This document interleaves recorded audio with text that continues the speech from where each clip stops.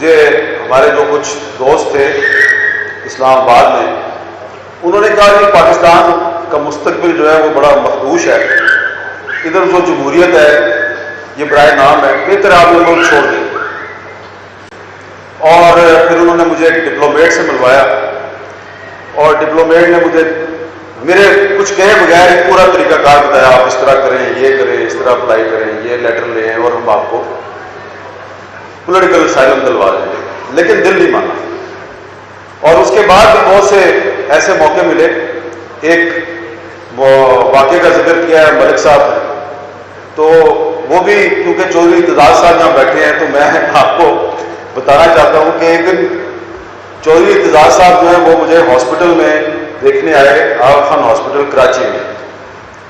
تو میرا خیال ہے وہ 5واں 6واں دن تھا، لیکن اس وقت بھی خون بہت نکل رہا تھا میرے زخموں میں سے۔ تو چودھری صاحب نے مجھے دیکھا تو چودھری صاحب جو ہیں وہ فرق جذبات کی وجہ سے اور میرے سے محبت کا ایک رشتہ ہے ان کا، یہ رونا شروع ہو گئے۔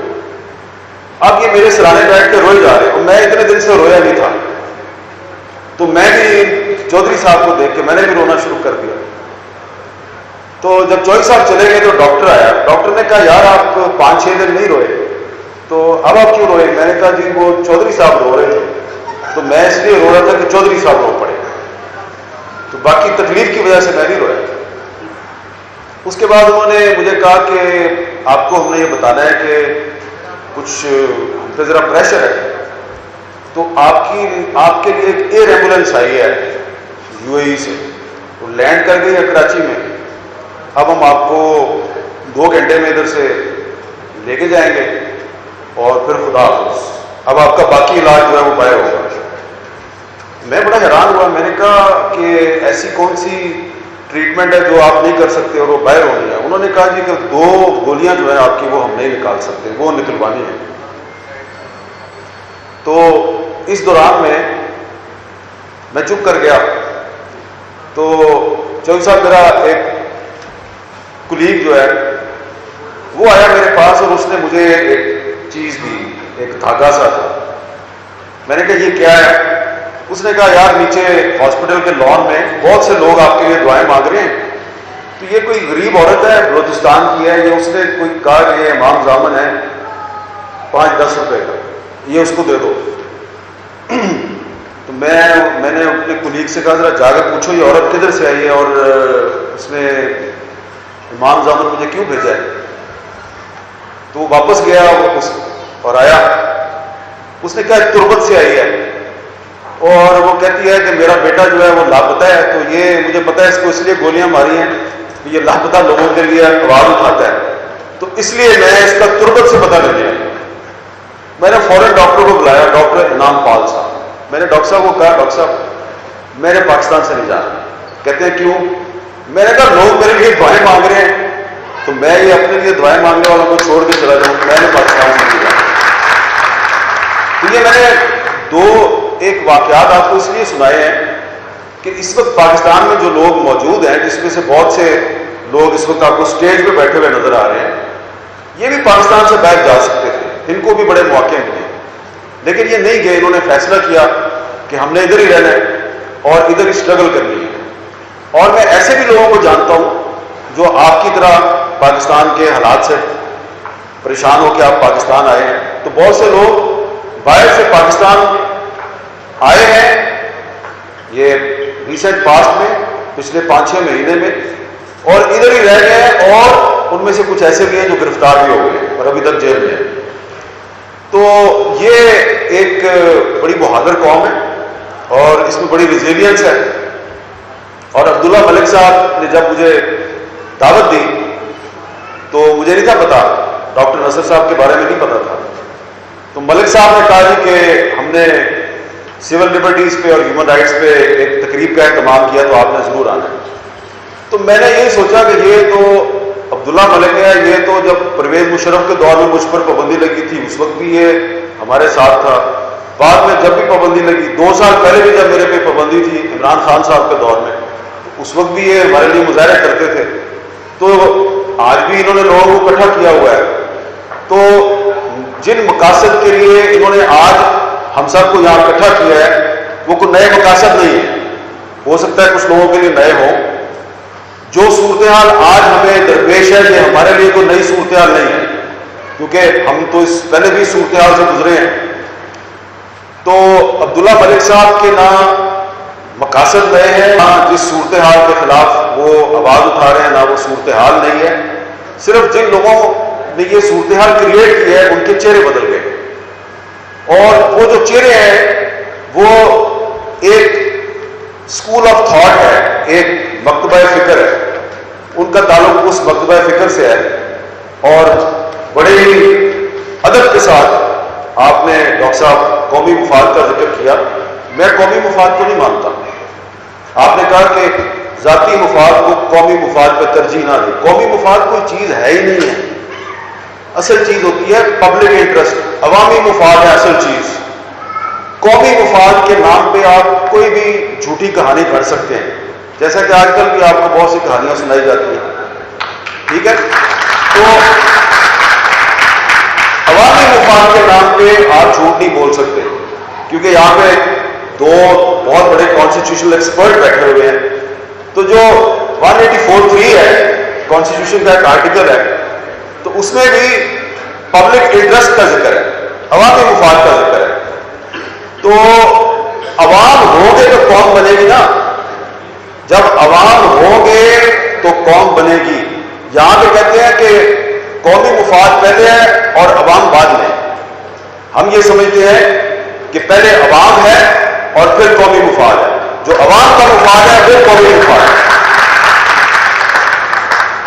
تو اس لیے میں نے صرف لمبی گفتگو نہیں کرنی، میں نے صرف یہ کہنا ہے کہ ہمارے سامنے جو سوالات رکھے گئے ہیں یہ سوالات بھی ہمارے لیے نئے نہیں ہیں.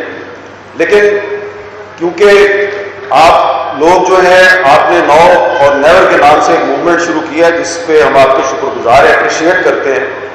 لیکن اس میں مایوسی کی بات نہیں ہے. آپ نے کہا کہ 75 سال میں اتنا جبر آپ نے پہلے نہیں دیکھا جتنا آج دیکھ رہے ہیں. میرا خیال ہے کہ جب میں جنرل ضیاء الحق کے زمانے میں صحافت میں آیا تھا تو اس وقت بھی ایسا ہی جبر تھا. اور اس زمانے میں ہم جن بزرگوں کے ساتھ مل کر مال روڈ پر پولیس کی لاٹھیاں کھاتے تھے، ایک دفعہ مجھے یاد ہے کہ یہ ظفر اللہ صاحب بیٹھے ہیں یہاں پہ، یہ بھی میرے ساتھ گورنمنٹ کالج میں پڑھتے تھے، اور یہ اتفاق سے مدر اللہ صاحب بھی گورنمنٹ کالج لاہور کے سابقہ طالب علم ہیں. تو ہم سارے اولڈ راویان ہیں، اور چودھری صاحب اور کوزا صاحب بھی اولڈ راویان ہیں.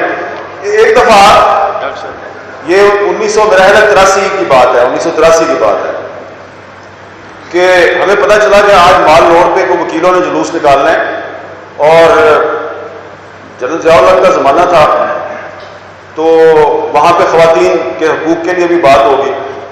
تو میں جناب کالج سے بھاگ کے کلاسیں چھوڑ کے میں اس جلوس میں پہنچ گیا.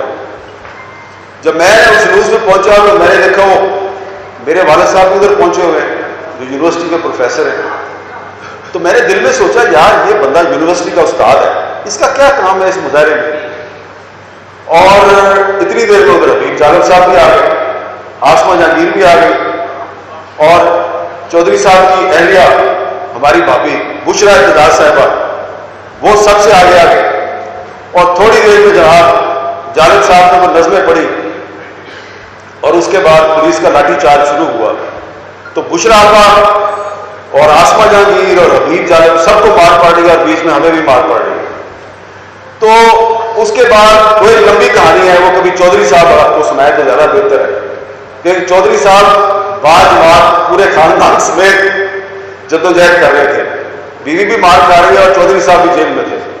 تو وہ ایک دور کی میں نے آپ کو ایک چھوٹا سا واقعہ یہ سنایا کہ وہ بھی ایک جبر کا دور تھا، اس کو ہم نظر انداز نہیں کر سکتے.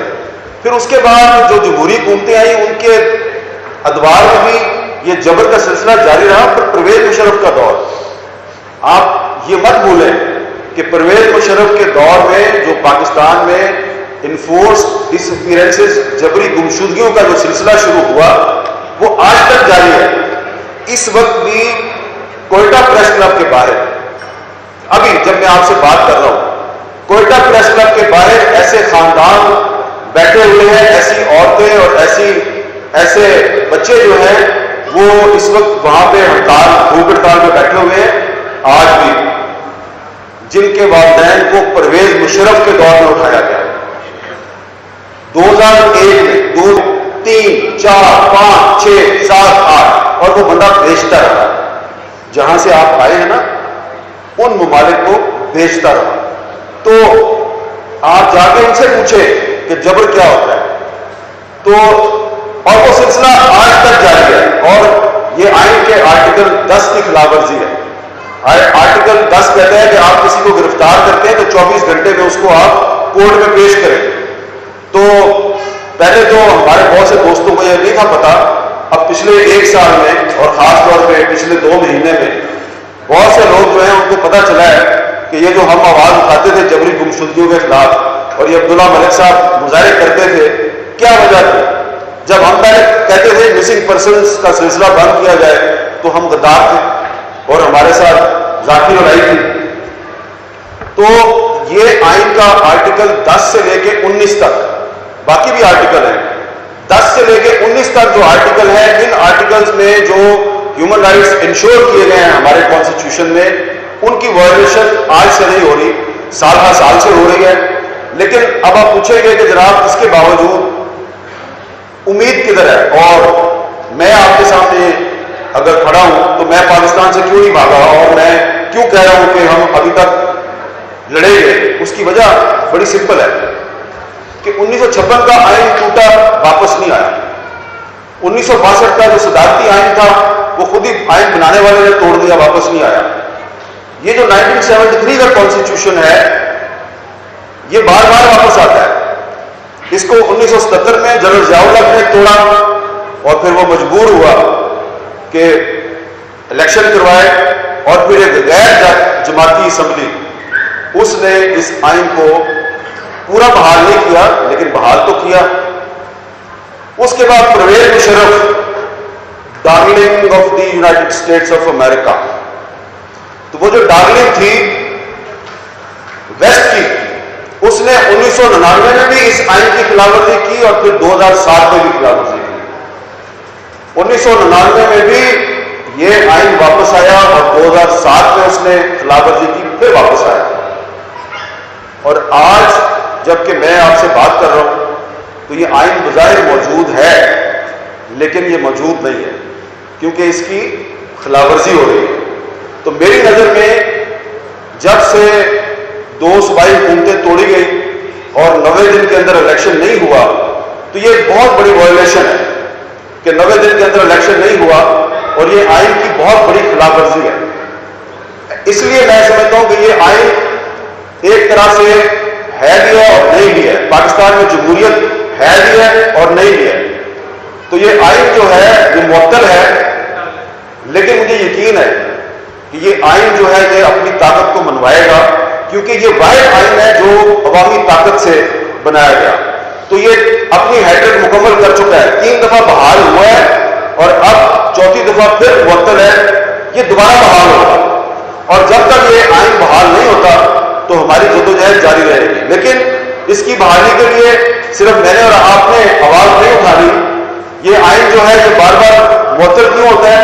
کیونکہ پارلیمنٹ کمزور ہے، کیونکہ جوڈیشری جو ہے وہ اس کا ایک پولیٹیکل ایجنڈا ہے۔ میرے دوست مظہر برلاس نے سفیدے کے درخت کا ذکر کیا، آپ جانتے ہیں نا سفیدہ کا درخت جو ہوتا ہے، سفیدے کا درخت جو ہے یہ کیوں پاکستان میں انٹروڈیوس کیا گیا ہے؟ یہ دراصل نظریہ ضرورت ہے۔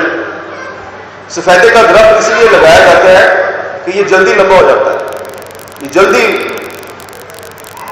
آسمان کی بلندیوں کو چھوتا ہے، لیکن پرندے اس درخت پہ گھونسلہ کیوں نہیں بناتے؟ اس لیے کہ سانپ بڑی آسانی سے اس درخت پہ چڑھ سکتا ہے اور گھونسلے میں جو انڈے ہوتے ہیں پرندوں کے ان کو کھا سکتا ہے۔ تو کیکر کا درخت جو ہے جو کہ ہمارا دیسی درخت ہے اس میں کانٹے ہوتے ہیں، سانپ کیکر کے درخت پہ بڑی مشکل سے چڑھتا ہے، تو اس لیے پرندہ جو ہے وہ کیکر کے درخت پہ اپنا پرندہ بناتا ہے۔ تو یہ پاکستان میں نظریہ ضرورت کی وجہ سے جمہوریت کی فصل جو ہے اس کے ارد گرد بہت سے سفیدے کے درخت لگائے گئے ہیں، اور سانپ آپ کو پتہ ہے کون ہے، وہ بار بار جو ہے وہ چڑھتا ہے اوپر درخت پہ آسانی سے اور انڈے کھا جاتا ہے جمہوریت کے. تو اس لیے میں اتفاق کرتا ہوں مدر برداشت سے کہ جو سفیدے کا درخت ہے یعنی کہ نظریہ ضرورت ہے، اس کو جڑ سے اکھاڑ کے پھینک دینے کی ضرورت ہے. اور ککر کا درخت بشک اس میں کانٹے ہیں، لیکن وہ کانٹوں والا درخت ہے تو اپنا نا، اور وہ سانپ کا راستہ تو روک سکتا ہے. تو اس لیے ہمیں جو نظریہ ضرورت ہے اس سے جان چھڑانی ہے.